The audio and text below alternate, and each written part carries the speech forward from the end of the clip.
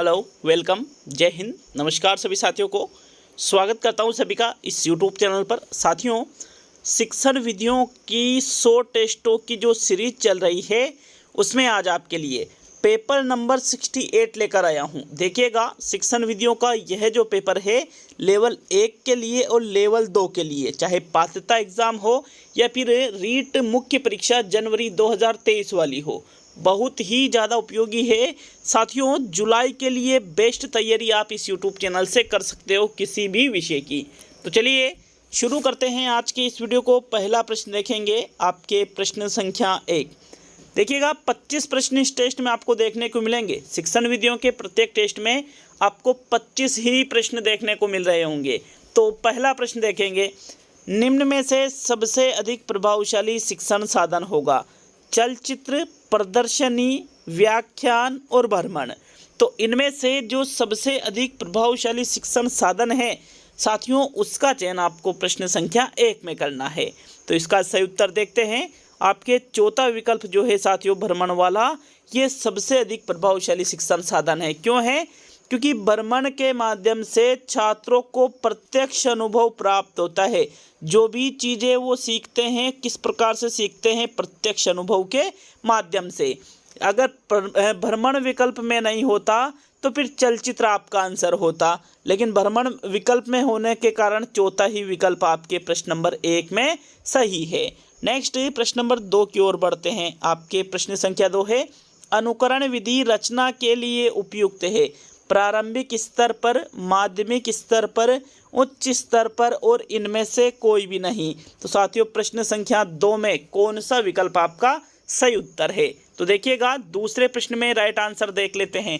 आपके प्रथम विकल्प सही रहेगा, प्रारंभिक स्तर पर। कैसे रहेगा सही, इसको भी देखते हैं। देखो, अनुकरण प्रारंभिक स्तर पर बालक सर्वाधिक करता है, दूसरों को देख करके अनुकरण करना। ठीक है, दूसरों को देख करके अनुकरण करना। साथियों, अनुकरण विधि जो है रचना के लिए, जो बच्चे रचना करना चाहते हैं, रचना करना सीखना चाहते हैं, तो वो प्रारंभिक स्तर पर ही सबसे ज़्यादा उपयोगी मानी जाती है। प्रथम विकल्प आपके दूसरे प्रश्न में सही है। नेक्स्ट ये प्रश्न संख्या 3 की ओर बढ़ते हैं। तो चलिए तीसरा प्रश्न देखेंगे। आपके प्रश्न संख्या 3 है, निम्न में से प्राथमिक स्तर पर बच्चों के शिक्षण हेतु उपयुक्त नहीं मानी जाती है? सहयोगात्मक अधिगम, व्याख्यान द्वारा स्पष्टीकरण, निर्देशित खोज विधि और प्रदर्शन विधि। तो इनमें से जो प्राथमिक स्तर पर बच्चों के शिक्षण के लिए उपयुक्त नहीं मानी जाती है, उसका चयन आपको करना है। तो साथियों, तीसरे प्रश्न में सही उत्तर देख लेते हैं। देखिएगा, आपके विकल्प नंबर जो 2 है, व्याख्यान विधि द्वारा स्पष्टीकरण, ये आपका आंसर होगा साथियों प्रश्न नंबर 3 का। कैसे होगा? क्योंकि व्याख्यान द्वारा स्पष्टीकरण प्राथमिक स्तर पर उपयुक्त नहीं है, बल्कि उच्च स्तर पर इसका प्रयोग कर सकते हो, प्राथमिक स्तर पर नहीं करना चाहिए। बाकी सहयोगात्मक अधिगम, निर्देशित खोज विधि और प्रदर्शन विधि का प्रयोग आप प्राथमिक स्तर पर कर सकते हो। तो विकल्प 2 आपके तीसरे प्रश्न का सही उत्तर होगा।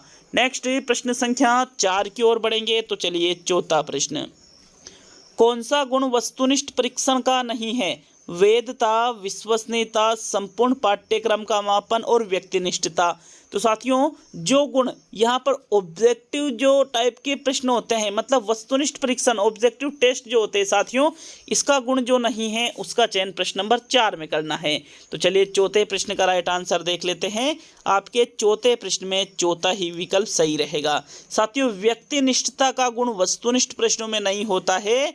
यहाँ पर देखिएगा, वैधता, विश्वसनीयता और संपूर्ण पाठ्यक्रम का मापन, मतलब इसको व्यापकता आप एक शब्द में कह सकते हो। तो ये तीनों ही गुण वस्तुनिष्ठ परीक्षण के होते हैं, लेकिन व्यक्तिनिष्ठता नहीं होता है। अतः फोर्थ विकल्प आपके चौथे प्रश्न का सही उत्तर है। नेक्स्ट प्रश्न नंबर 5 की ओर बढ़ेंगे। तो पांचवा प्रश्न है, आकलन का प्राथमिक उद्देश्य क्या होना चाहिए? रिपोर्ट कार्ड में उत्तीर्ण या अनुत्तीर्ण अंकित करना, विद्यार्थियों के लिए श्रेणी निश्चित करना, विद्यार्थियों के प्राप्तांकों के आधार पर उनको नामांकित करना और संबंधित अवधारणाओं के बारे में बच्चों की स्पष्टता तथा भ्रांतियों को समझना। तो जो आकलन का प्राथमिक उद्देश्य होना चाहिए साथियों, प्रश्न नंबर 5 में आप उसका चयन कीजिए। तो राइट आंसर देख लेते हैं आपके 5वें प्रश्न में। साथियों, सिर्फ और सिर्फ उत्तीर्ण या अनुत्तीर्ण अंकित करना ही आकलन का उद्देश्य नहीं होता है, बल्कि यहाँ पर संबंधित अवधारणाओं के बारे में बच्चों की स्पष्टता तथा भ्रांतियों को समझना प्राथमिक उद्देश्य होता है। किसका? आकलन का। विकल्प 4 आपके सही है। देखो, आकलन जब बच्चों का किया जाता है तो श्रेणी या उत्तीर्ण अनुत्तीर्ण या प्राप्तांक के लिए ही नहीं किया जाता है कि जो बालक होते हैं उन बालकों ने अवधारणाओं को कितना समझा है, कितनी चीज़ें गलत कर रहे हैं, ये चीज़ें हमें आकलन के माध्यम से प्राप्त होती है। तो फोर्थ विकल्प आपके 5वें प्रश्न में सही है। नेक्स्ट प्रश्न नंबर 6 की ओर बढ़ेंगे। तो चलिए 6ठा प्रश्न देख लेते हैं। आपके प्रश्न नंबर 6 है, छात्र केंद्रित शिक्षा शास्त्र की क्या विशेषता है? यंत्रवत याद करना, केवल पाठ्य पुस्तकों पर निर्भर होना, बच्चों के अनुभवों को प्राथमिकता देना और योग्यता के आधार पर विद्यार्थियों को नामांकित करना तथा वर्गीकरण करना। तो जो बाल केंद्रित शिक्षा शास्त्र की जो विशेषता है साथियों, उसका चयन आपको प्रश्न संख्या 6 में करना है। देखिएगा, यंत्रवत याद करना बाल केंद्रित की नहीं, शिक्षक केंद्रित की विशेषता होती है। केवल पाठ्य पुस्तकों पर निर्भर रहना, तो ये भी शिक्षक केंद्रित है। बच्चों के अनुभवों को प्राथमिकता देना हो सकता है। योग्यता के आधार पर विद्यार्थियों को नामांकित करना तथा वर्गीकरण, गलत आंसर। तो साथियों तीसरा ही विकल्प सही है। जो छात्र केंद्रित या बाल केंद्रित शिक्षा शास्त्र होता है, इसमें बच्चों के अनुभवों को प्राथमिकता दी जाती है। तो 6ठे प्रश्न में आपके तीसरा विकल्प सही है। नेक्स्ट प्रश्न नंबर 7 की ओर बढ़ते हैं। 7वां प्रश्न है, बालक में सर्वांगीण विकास हेतु क्या उपयोगी है? कक्षा में छात्रों को शिक्षण के माध्यम से सिखाया जाए। छात्र व्याकरण के ज्ञान में पारंगत होने चाहिए। कक्षा में सिर्फ शैक्षिक क्रियाओं पर ही ध्यान दिया जाए और कक्षा शिक्षण के साथ सहगामी क्रियाएं। तो साथियों प्रश्न नंबर 7 में एक बार प्रश्न को पढ़ लीजिए, विकल्पों को पढ़ लीजिए और फिर सही उत्तर का चयन कीजिए। तो सर्वांगीण विकास हेतु जो चीज़ उपयोगी होती है, सर्वांगीण मतलब सभी पक्षों के विकास से संबंधित है। देखो, आपके रीट एग्जाम के लिए ये गोल्डन टेस्ट सीरीज है, निःशुल्क है। यहाँ पर जुड़कर देखिए, गारंटीड साथियों, मैं गारंटी देता हूँ रीट पास करवाने की, बिल्कुल गारंटी देता हूँ साथियों, अगर जुड़े रहोगे तो। 7वें प्रश्न में आपके चौथा विकल्प सही है। कक्षा शिक्षण के साथ सहगामी क्रियाएं यहाँ पर सर्वांगीण विकास में उपयोगी है, क्योंकि कक्षा शिक्षण मतलब शैक्षिक क्षेत्र, सहगामी क्रियाएं मतलब शैक्षिक क्षेत्र। तो सिर्फ शैक्षिक नहीं, शैक्षिक और शैक्षिक दोनों क्षेत्र यहाँ पर सर्वांगीण विकास में आ जाते हैं। फोर्थ विकल्प आपके 7वें प्रश्न में सही है। नेक्स्ट 8वें प्रश्न की ओर बढ़ते हैं। तो आपके प्रश्न नंबर 8 है, भाषा शिक्षा के अंतर्गत सुनने का अर्थ है ध्वनि संकेतों का श्रवण, बोधपूर्वक सुनना, ध्वनि संकेतों को द्वितीय भाषा में बदलना और इनमें से कोई भी नहीं।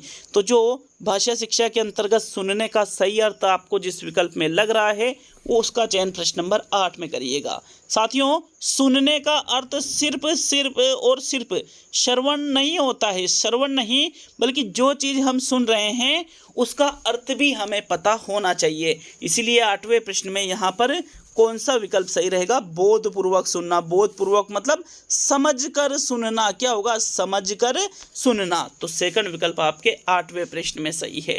नेक्स्ट 9वें प्रश्न की ओर बढ़ेंगे। तो चलिए 9वां प्रश्न देख लेते हैं। वीडियो अच्छा लगे तो कम से कम 2 जगह शेयर वीडियो को जरूर करिएगा साथियों। आपके प्रश्न संख्या 9 क्या पूछ रहा है? आस्था, श्रद्धा, प्रेम, सहृदयता और संवेदनशीलता के गुण शिक्षण के किस उद्देश्य के अंतर्गत आते हैं? रचना कार्यों में भौतिकता लाना, सद्वृत्तियों का विकास करना, भाषा तत्व का ज्ञान प्राप्त करना और साहित्य का रसास्वादन करना। तो ज्ञान प्राप्त करना तो ज्ञानात्मक उद्देश्य में आता है साथियों, ये आपका विकल्प नहीं है। साहित्य का रसास्वादन करना भी आपका आंसर नहीं होगा, बल्कि आस्था, श्रद्धा, प्रेम, सहृदयता और संवेदनशीलता, ये चीज़ें सद्वृत्तियाँ मतलब अच्छी आदतों के अंतर्गत आती है। इसलिए सद्वृत्तियों का विकास करना यहाँ पर सेकंड विकल्प आपके प्रश्न संख्या 9 में सही है। चलिए नेक्स्ट प्रश्न नंबर 10 की ओर बढ़ेंगे। तो आपके 10वें प्रश्न को देख लेते हैं। निम्न में से कौन सी श्रव्य दृश्य सामग्री है? वृत्त चित्र, बुलेटिन बोर्ड, चित्र विस्तारक यंत्र और फ्लेनल बोर्ड। तो इनमें से जो श्रव्य दृश्य सामग्री है उसका चयन आपको प्रश्न संख्या 10 में करना है। श्रव्य दृश्य सामग्री वह सामग्री होती है जिसमें 2 इंद्रियां काम करती है, एक तो श्रवण इंद्रिय और साथियों एक दृश्य इंद्रिय। तो देखिएगा, यहाँ पर जो हमारी नेत्र इंद्रिय मतलब जो आंखें और जो हमारे कान होते हैं वो वृत्त चित्र में काम करते हैं, क्योंकि ये एक श्रव्य दृश्य सामग्री है, जिसमें दिखाई भी देता है और सुनाई भी देता है। बाकी ये तीनों ही कैसी सामग्री है? सिर्फ और सिर्फ दृश्य सामग्री है। इसीलिए आपके प्रश्न नंबर 10 में प्रथम विकल्प सही है। नेक्स्ट प्रश्न नंबर 11 की ओर बढ़ते हैं। तो चलिए 11वें प्रश्न को देखेंगे। आपके प्रश्न नंबर 11 संस्कृत का है, लेकिन आपको बता दूं कि सभी को, चाहे आपके संस्कृत रीट में नहीं है, फिर भी ये प्रश्न हल करने हैं संस्कृत के। क्यों करने हैं? क्योंकि साथियों मैं इसका हिंदी अनुवाद करूंगा और हिंदी अनुवाद करने के बाद में ये किसी भी विषय में प्रश्न आ सकते हैं। तो देखो, व्याकरणस्य शिक्षणे कोयम विधि, निगमन विधि है, आगमन विधि है, आगमन निगमन विधि है, सूत्र विधि है। मतलब व्याकरण शिक्षण की कौन सी विधि है? अब चारों ही विधियाँ व्याकरण शिक्षण की है। ऐसे में हमें क्या करना पड़ता है? सर्वश्रेष्ठ विकल्प का चुनाव करना पड़ता है। तो इनमें सर्वश्रेष्ठ विकल्प कौन सा है साथियों? आगमन निगमन विधि यहाँ पर व्याकरण शिक्षण की सर्वश्रेष्ठ विधि मानी जाती है। अब ये हिंदी में भी आ सकती है, इंग्लिश में भी आ सकती है, पंजाबी में भी आ सकती है, उर्दू में भी आ सकती है, किसी भी लैंग्वेज में आ सकता है ये प्रश्न। तो साथियों आपको ये चीज़ें पता होना चाहिए। थर्ड विकल्प, इसीलिए कह रहा हूँ चाहे संस्कृत हो या नहीं हो, लेकिन संस्कृत के प्रश्नों को यहाँ पर संस्कृत ग्रामर थोड़ी पढ़ाना हो, संस्कृत की शिक्षण विद्या, मतलब शिक्षण विद्या तो लैंग्वेज चेंज करके शिक्षण विद्या तो वही है आपके सभी में। इसलिए थर्ड विकल्प, इसलिए आपको ये भी सही हल करना है। तो 11वें में थर्ड विकल्प सही है। नेक्स्ट प्रश्न नंबर 12 की ओर बढ़ेंगे साथियों। 12वां प्रश्न है, अधिगम प्रतिफल का तात्पर्य है पाठ्य सामग्री में संशोधन, अध्यापक के व्यवहार में परिवर्तन, बालक के व्यवहार में होने वाला परिवर्तन और परीक्षा उपयोगी प्रविधियों में परिवर्तन। तो जो अधिगम प्रतिफल का सही अर्थ दे रखा है जिस विकल्प में, उसका चयन आपको प्रश्न नंबर 12 में करना है। साथियों पाठ्य सामग्री में संशोधन या अध्यापक के व्यवहार से क्या मतलब है? हम किस में परिवर्तन लाना चाहते हैं? बालक के व्यवहार में। तो बालक के व्यवहार में होने वाला परिवर्तन ही अधिगम प्रतिफल का सही अर्थ प्रकट करता है। थर्ड विकल्प आपके प्रश्न 12 में सही है। नेक्स्ट 13वें प्रश्न की ओर बढ़ते हैं साथियों। देखो कमेंट बॉक्स में कमेंट करना, 25 में से कितने प्रश्न आप सही कर रहे हो, कमेंट बॉक्स में कमेंट जरूर करके जाइएगा। तो 13वां प्रश्न है आपके, शिक्षण सूत्र विद्यते सरलात् कठिनम प्रति, कठिनात् कठिनम प्रति, कठिनात् सरलम प्रति, सरलात् सरलम प्रति। मतलब शिक्षण, इसका प्रश्न क्या पूछ रहा है? शिक्षण सूत्र होता है सरल से कठिन की ओर, कठिन से कठिन की ओर, कठिन से सरल की ओर और सरल से सरल की ओर। तो साथियों शिक्षण सूत्र क्या होता है? सरल से कठिन की ओर। मतलब बालकों को पहले सरल ज्ञान प्रदान किया जाए, सरल जानकारी सिखाई जाए और फिर उसके बाद में धीरे धीरे कठिनता की ओर बढ़ा जाए, यही शिक्षण सूत्र होता है। तो विकल्प 1 आपके प्रश्न 13 में सही है। नेक्स्ट ये प्रश्न नंबर 14 की ओर बढ़ते हैं। तो चलिए 14वां प्रश्न देखेंगे। आपके प्रश्न नंबर 14 है, ह्यूरिस्टिक विधि का केंद्रीय सिद्धांत निम्न में से कौन सा है? अनुभवों से सीखना, परिश्रम से सीखना, स्वयं करके सीखना, अनुशासित रहते हुए सीखना। साथियों ह्यूरिस्टिक विधि का अर्थ आप किससे लेते हो? खोज विधि से लेते हो, अनुसंधान विधि से लेते हो। किस जनक कौन है इसके ह्यूरिस्टिक विधि के? किलपेट्रिक इसके जनक के साथियों। यहाँ पर देखिएगा जो आपके ह्यूरिस्टिक विधि है, सॉरी किलपेट्रिक तो प्रयोजना के, ह्यूरिस्टिक विधि के या खोज विधि के तो आर्मस्ट्रॉन्ग है। कौन है? आर्मस्ट्रॉन्ग। थोड़ी गलती हो गई थी, इसके लिए मैं क्षमा चाहता हूँ साथियों। ह्यूरिस्टिक विधि में बालक स्वयं खोज के माध्यम से चीज़ों को सीखता है। तो अनुशासित रहते हुए, स्वयं करके, परिश्रम से और अनुभव से, चारों ही बेस्ट विकल्प है, राइट आंसर है। इसमें भी बालक स्वयं करके सीखता है। थर्ड विकल्प खोज के माध्यम से सीखता है। अगर खोज वाला विकल्प होता तो हम उसको सही करते, लेकिन वो विकल्प नहीं है तो फिर हम यहाँ तीसरे विकल्प को सही करेंगे। तो आपके 14वें प्रश्न में तीसरा विकल्प सही है। नेक्स्ट ये प्रश्न नंबर 15 की ओर बढ़ेंगे। 15वां प्रश्न है आपके, उदाहरणानि प्रस्तुते नियमस्य कथनम इति कह विधि? सूत्र विधि है, निगमन विधि है, व्याख्या विधि है, आगमन विधि। अर्थात उदाहरण प्रस्तुत करके नियमों की ओर किस विधि में बढ़ा जाता है? सूत्र विधि में, निगमन विधि में, व्याख्या विधि में और आगमन विधि में। तो पहले बालकों के समक्ष उदाहरण प्रस्तुत किए जाते हैं और फिर साथियों नियमों की स्थापना की जाती है। तो ऐसा कौन सा विधि में होता है? आगमन विधि में। अब सभी सब्जेक्ट में ये तो चीज़ें चलती है, बस ये कि मैंने कुछ चीज़ें संस्कृत की बहुत ज़्यादा डिमांड हो रही थी, इसलिए मैंने ये टीचिंग मेथड के प्रश्न ऐड कर दिए इसमें। तो चौथा विकल्प इस प्रकार आपके प्रश्न 15 में सही है। नेक्स्ट 16वें प्रश्न की ओर बढ़ते हैं। विद्यार्थी पाठ या उसके किसी भाग को अच्छी प्रकार से समझ रहे हैं या नहीं, इसके लिए उपयुक्त है गृह कार्य, बोध प्रश्न, मौन वाचन और व्याख्या। तो बच्चों को हम पढ़ा रहे हैं, आप टीचर बन चुके हैं, सपोज कीजिए आप टीचर बन चुके हैं, आप बच्चों को पढ़ा रहे हैं। साथियों अब वो उस भाग को जो आप पढ़ा रहे हो उसको अच्छी प्रकार से समझें या नहीं समझ रहे हैं। तो इसके लिए हम व्याख्या या गृह कार्य या मौन वाचन नहीं करेंगे, बल्कि बोध प्रश्न करेंगे, जिससे हमें ये पता चलेगा कि जो हम पढ़ा रहे हैं उसका ज्ञानार्जन बालकों ने कितना किया है। सेकंड विकल्प आपके 16वें प्रश्न में सही है। नेक्स्ट 17वें प्रश्न की ओर बढ़ते हैं। तो आपके 17वां प्रश्न है, लघुत्रात्मक प्रश्नानाम उत्तर सीमा भवेत एकम पदम एकम वाक्यम वाक्यत्रयम 10 व 12 वाक्यानि। अर्थात जो लघुत्रात्मक प्रश्न होते हैं उनकी उत्तर सीमा होती है, एक पद की होती है, एक वाक्य की होती है, वाक्यत्रयम 3 वाक्यों की होती है, या 10 अथवा 12 वाक्यों की होती है। तो साथियों, लघुत्रात्मक, अतिलघुत्रात्मक, वस्तुनिष्ठ और निबंधात्मक, इस प्रकार से लिखित परीक्षा का वर्गीकरण किया जाता है। तो जो वस्तुनिष्ठ प्रश्न होते हैं वो तो ऑब्जेक्टिव, मतलब उसमें विकल्प होते हैं। जो अतिलघुत्रात्मक होते हैं उनकी एक वाक्य में उनकी सीमा होती है। लेकिन साथियों, जो लघुत्रात्मक प्रश्न होते हैं इनकी उत्तर सीमा 10-12 वाक्यों में होती है। अतः चौथा विकल्प आपके 17वें प्रश्न में सही है। नेक्स्ट प्रश्न नंबर 18 की ओर बढ़ेंगे। तो चलिए 18वां प्रश्न देख लेते हैं। आपके प्रश्न संख्या 18 है, प्रश्न पत्र में प्रश्नों की संख्या बढ़ाने से परीक्षा का निम्नलिखित गुण अधिक प्रभावित होगा, वस्तुनिष्ठता, उपयोगिता, व्यापकता और वैधता। तो 18वें प्रश्न का राइट आंसर बताओ भाई, कौन सा विकल्प आपके प्रश्न नंबर 18 में सही है। देखिएगा, प्रश्न पत्र मतलब पेपर में यदि हम प्रश्नों की संख्या बढ़ाते हैं तो साथियों उससे क्या होगा, परीक्षा में व्यापकता का गुण प्रभावित होता है। व्यापकता पाई जाएगी उस पेपर में। कैसे पाई जाएगी व्यापकता? क्योंकि ज़्यादा प्रश्न रहेंगे तो ज़्यादा पार्टों से प्रश्न बनेंगे, ज़्यादा पार्टों से ज़्यादा टॉपिक से प्रश्न बनेंगे, तो व्यापकता। इसलिए थर्ड विकल्प आपके प्रश्न संख्या 18 का सही उत्तर है।